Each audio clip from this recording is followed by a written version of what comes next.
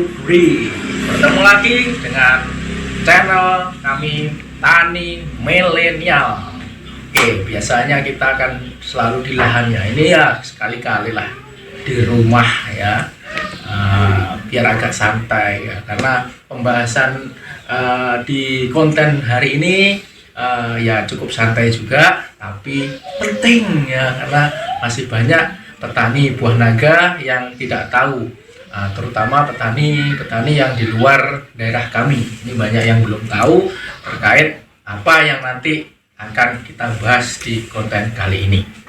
Ya, terkadang kita merasakan ya, di lahan kita itu dipupuk, tapi kok reaksinya agak tidak begitu jeng gitu ya. Tidak, bahkan ada beberapa teman itu wah sudah tak pupuk mahal-mahal tapi kok kayak nggak ada reaksinya, sulur dari buah naga itu tetap aja kempes atau istilahnya nyabuk seperti itu. Jadi terus ada lagi kasus, saya punya dua lahan ya, dua lokasi maksud saya.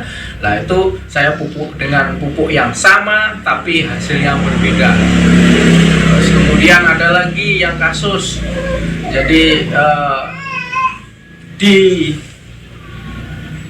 periode bulan ini misalnya produksinya sangat baik, tapi di periode berikutnya hasilnya tidak seperti yang diharapkan. Atau biasanya kasus lagi, tahun ini bagus, tahun berikutnya tidak bagus. Nah itu sebenarnya apa yang membedakan hal tersebut? Ya, yang membedakan adalah tingkat kesuburan tanah, guys. Yang ini yang banyak tidak perhitungkan ya. Terkadang kita budidaya buah naga itu hanya terfokus dengan pupuk, dan itu pupuknya adalah kimia. Nah, padahal penggunaan pupuk kimia yang terus-menerus dan apalagi cenderung berlebihan itu akan menyebabkan degradasi tanah. Lah, kalau tanah sudah terdegradasi, lah yang terjadi itu tadi yang seperti saya sampaikan di awal tadi. Produksi terus menurun, dipupuk tidak nyaut atau tidak bereaksi.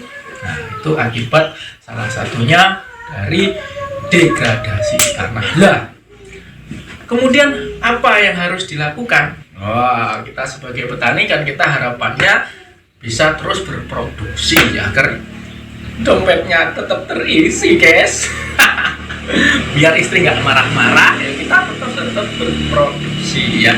Nah, langkah awal yang harus dilakukan adalah apa? Yaitu membenahi tanah kita. Tanahnya yang rusak ya, yang dibenahi harus tanahnya. Nah, terlebih lagi yang harus dibenahi mindset ya, otaknya, mindsetnya ya, mindset dari pola pikir dalam proses budidaya. Nah, oke, tanah ya. Bagaimana sih cara membenahi tanah? Wah, cara membenahi tanah itu harus memenuhi tiga gini atau gini. Oh, gini ya. Tiga gini ya, biar agak metal ya. Ini tiga. Yang mana dari ketiga itu harus ada sifat fisiknya, sifat biologinya, sifat kimianya. Nah, ketika membenahi tanah harus memenuhi dari tiga ini ya, pembenahan harus tiga ini yang dibenahi ya. Kalau ini tidak dibenahi secara lengkap ketiga-tiganya, ini akan terjadi ketimpangan dan itu tidak bisa terbenahi tanahnya. Nah, dengan apa? Nah, itu kan the next questionnya itu, yaitu banyak cara. Tapi pada konten hari ini saya membahas pembenahan dengan menggunakan asam matret ya. Ini saya tidak beriklan ya, tapi ini memang sudah lama saya lakukan. Juga beberapa teman merasakan kepuasan dari aplikasi asam mat. teman-teman petani buah naga bisa mendapatkan asam humat di mana saja. Tapi kalau di saya bisa nanti dihubungi di kolom deskripsi ya, nomor WA saya, silakan bisa dihubungi juga. Nanti Facebook saya juga akan tercantum di sana. Oke, asam humat ya. Kenapa kok kita pilih asam humat? Karena seperti yang saya katakan tadi, sembari pembenahan kan kita juga harus memperhatikan produksi. Lah, kalau kita menggunakan lain, misalnya pupuk kandang, kohe dan lain sebagainya, itu membutuhkan waktu yang cukup lama. Lah, kebanyakan orang itu kan butuh instan ya. Salah satunya untuk instannya adalah asam humat jawabannya. Tapi bukan berarti nanti pupuk kandang dan lain sebagainya itu tidak diaplikasikan. Untuk jangka panjangnya harus juga pupuk kandang juga masuk. Nah, kenapa asam humat ya? Asam humat ini ya seperti yang saya punya ini dia kadar humitnya 90% ya, ada yang 60%, ada yang 65, 80, macam-macam ya. Kebetulan ini yang 90. Oke, manfaatnya asam humat ini yang jelas membenahi tanah ya. Lah, membenahi tanah salah satunya yang terpenting ini saudara-saudaraku adalah memperbaiki KTK. Waduh, lagi KTK ya apa nih ini? Kemampuan tukar ion ya. Kan unsur hara itu bisa diserap oleh tanaman dalam bentuk ion. Ion itu ada dua ini, dua, positif dan negatif. Lah, ketika di lahan kita diaplikasikan asam humat, lah kemampuan untuk menukarkan ion itu tinggi. Lah, sehingga ketika kemampuannya bertukar ion tinggi, itu ketersediaan hara untuk tanaman, untuk siap diserap tanaman itu semakin tinggi juga, sehingga tercukupi. Ngono lho guys. Terus kalau KTK itu ya, ibaratnya itu seperti tanaman itu, walaupun nanti ditanam di tanah, buah naga kita kan ditanam di lahan ya, itu seperti dikasih pot yang besar. Potnya yang besar, yang mana pot itu seukuran dengan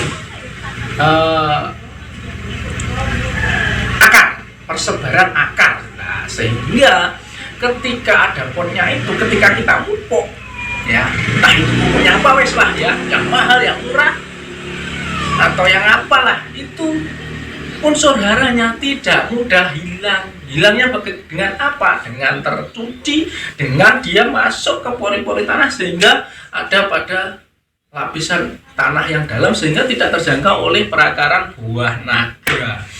Terus kemudian yang ketiga, hilangnya karena menguap. Nah, karena ada potnya tadi, tidak gampang tercuci, tidak gampang masuk ke tanah dalam. Nah, sehingga terjangkau oleh perakaran tanaman, sehingga balik lagi unsur hara terpenuhi. Itu sebabnya produk-produk asam humat itu pasti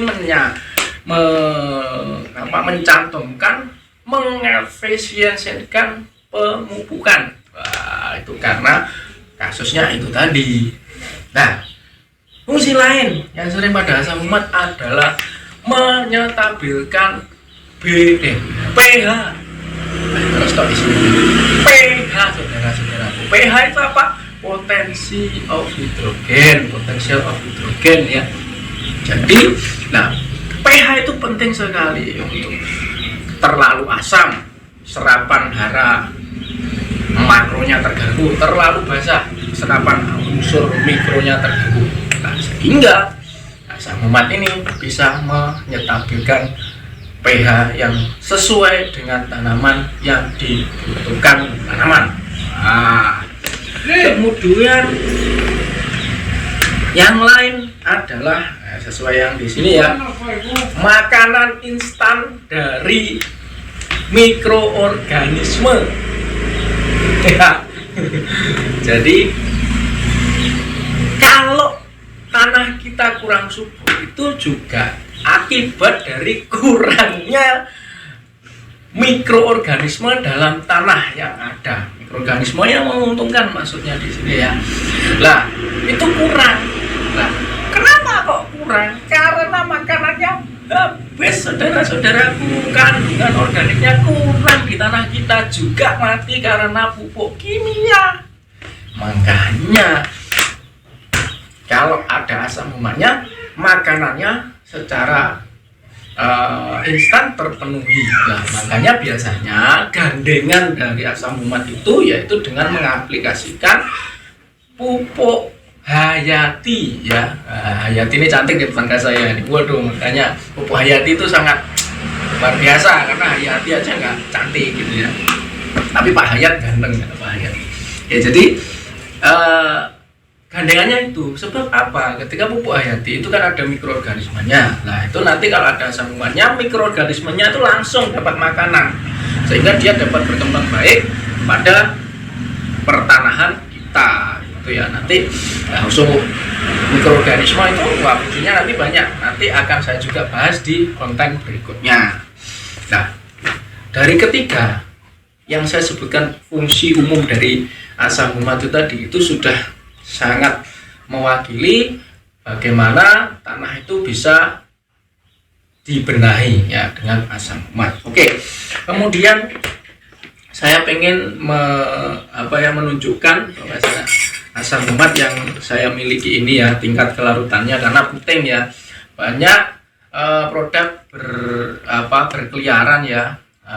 Itu kadang-kadang asam umatnya tingkat kelarutannya kurang dan itu akan mempengaruhi dari kualitas pembenahan pada tanah itu sendiri. Oke, saya ini menggunakan ya, ngelak ini ya dengan air minuman saya, dan ini gelas ini ada ukurannya ya 200 ml ya, 200 ml ini 100 ml ya. Setelah itu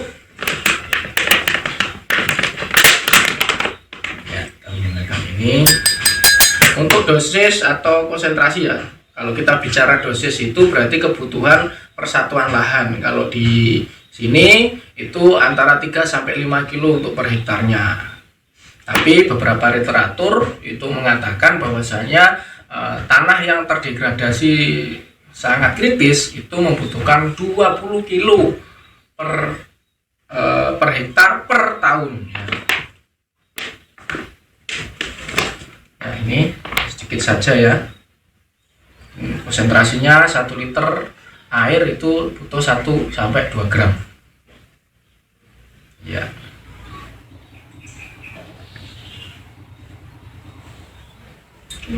Dan ciri khasnya dia keseluruhan larut. Nah, ini bisa ngopi ini ya. Makanya beberapa teman ini mengatakan kopi, biasanya maksudnya bos kopinya bos segera kirim gitu. Kopinya maksudnya ini ya. Walaupun nanti saya ngirim, saya di sana kasih kopi ya. Nggak tahu kopinya itu kopi beneran atau asam umat yang saya kirim ini, nggak tahu juga. Tapi rasanya enak. Ini saya kira kalau dikasih gula mungkin ya juga pas gulanya sambil mas gula. Ini tinggal ya, nanti kalau ada teman langsung disuguhkan aja ini ya. Kopinya ini asli ini. Oke. Ternyata larut ya. Larutnya bagus sekali. Ya, harusnya bagus sekali. Oke, untuk aplikasinya ya, cara aplikasinya ini banyak bertanya nih, sering kali teman-teman bertanya aplikasinya asam umat gimana. Aplikasinya ada beberapa cara ya, saya sebutkan sini ada 3 lah ya. Saya dari sejak tadi senangnya 3 ya, karena suka yang ganjil kayak. Ya, pertama dengan cara mencairkan seperti yang saya tunjukkan ini tadi. Setelah itu disemprotkan di daerah perakaran atau dikocorkan di daerah perakaran ya. Ini kalau kita ingin nanam tanaman lain ya, ini bisa digunakan sebagai pupuk dasar, dibarengkan dengan pupuk dasar sebelum menutup mulsa. Kemudian cara lain yaitu dengan cara menaburkan ya, menaburkan ya dikit-dikit itu tadi. Misalnya target 1/4 hektar harus 2 kilo misalnya, ya sudah itu nanti ditebarkan dikit-dikit, bagaimana bisa mencukupi dari lahan yang dibutuhkan ya. Nah, kemudian yang berikutnya yang terakhir dengan cara mengurap, mencampur dengan pupuk yang akan kita aplikasikan, entah itu pupuk organik, entah itu pupuk kimia. Dengan pupuk kimia itu nanti pupuk apa aja, bisa jenis pupuk apa aja, granul ya, itu dicampurkan, diurapkan gitu, baru nanti diaplikasikan. Nah itu nanti ada videonya, nanti silahkan terus pantau channel ini sampai nanti berakhir. Jangan lupa ya, subscribe, like, and comment, and jangan lupa di share ya, agar informasi yang ini bisa nyampe ke teman lebih luas ya, agar bisa lebih bermanfaat dan kami lebih semangat membuat konten lagi. Oke, saya akhiri. Terima kasih. Salam satu duri.